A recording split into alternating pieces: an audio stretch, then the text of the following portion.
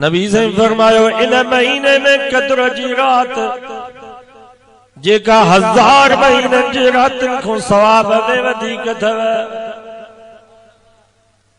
ऐं फरमायो क्या मस्जिदी रमजान भी सिफारिश कंदो तो कुरान भी सिफारिश कंदो। हिकिड़ो बानो हूंदो उनजे सॼे पासे ॾों नूरानी शिकिल में रमजान, खबे पासे ॾों नूरानी शिकिल में कुरान,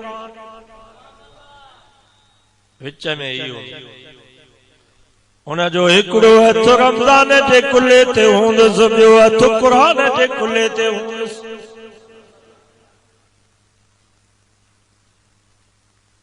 हुननि जो बि हेॾो रमजान जो हथ हिन जे कुल्हे ते हूंदो, कुरान जो हथ ईअं भाकुर पाई। अल्लाह जे साम्हूं ईंदा कुरान भी सिफारिशी थींदो, रमजान भी सिफारिशी थींदो। नबी से फरमायो रमजान चवंदो इन्नी मनातुहु ताम,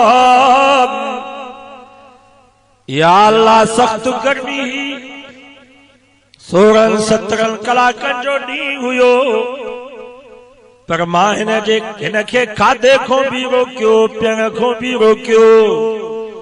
माण्हू खाईंदा पिया वतन, पीअंदा पिया वतन, थधा पाणी भी मटन में पिया हा, बर्फुनि जा कूलर भी भरिया पिया हा, फ्रिजन में बोतलूं भी थधे पाणीअ जूं भरियूं पयूं, मानी भी भली घर में तैयार पई। पर या अल्लाह मां हिनखे पाणीअ खां भी रोकियो, मानीअ खां भी रोकियो मांस, घरवारी भी बरसा वेठी हुअसि पर उन ॾे वञण खां भी मां रोकियो मांस। ओ मुंहिंजा अल्लाह मुंहिंजी सिफारिश क़बूल कर।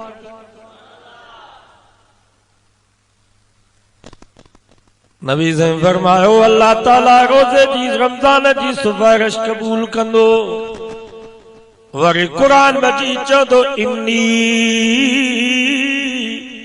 मनातुहु नियाम, या अल्लाह मां भी हिनजी सिफारिश थो कयां। थधियूं एसियूं लॻियूं पयूं, ॾखण जी थधड़ी हवा लॻे पई, बिस्तरो भी तैयार पियो हो, थधड़ो थियोसि बिस्तरो, निंड भी ॾाढी पई अचेसि, सॼे ॾींहं जो रोज़ो उनजी थकावट, पर मां हिनखे निंड खां भी रोकियो, बिस्तरे खां भी परे कयो मांस, एसीअ खां भी परे कयो मांस। अल्लाहु अकबर।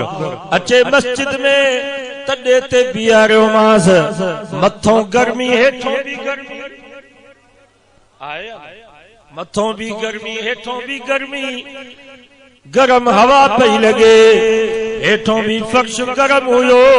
हाफिज साहब भी हरकतूं पियो पढ़े, सिपारो या ब सिपारा कुरान मजीद जा पढ़े पियो। इन्नी मनातुहु नौम, या अल्लाह मां घर खां भी परे कयो मांस, बिस्तरे खां भी परे कयो मांस, निंड खां भी हिनखे रोकियो। ओ मुंहिंजा अल्लाह अॼु मां कुरान हिनजी सिफारिश थो कयां, मुंहिंजी सिफारिश क़बूल कर। हदीस में जे तो मुझे मिठे नाले वारे साईं सल्लल्लाहु अलैहि वसल्लम फरमायो अल्लाह ताला रमजान जी सिफारिश भी कबूल कंदो, कुरान मजीद जी भी सिफारिश कबूल कंदो। ही जेको रोज़ो थो रखे ऐं तरावी थो पढ़े, इन जो हिकिड़ो हथ रमजान जे कुल्हे ते हूंदो, ॿियो हथ कुरान जे कुल्हे ते हूंदो। ॿिनि जवाननि जे विच में अल्लाह जी ज़ियारत करे अख छिंभ में वञी जन्नत में पहुचंदो।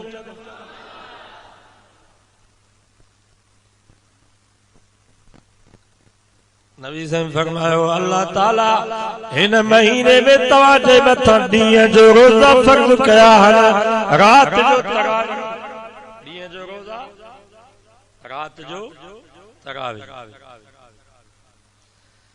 ये खुतबो था जब नबी पाण फरमायो एॾो महीनो बरकत वारो आहे,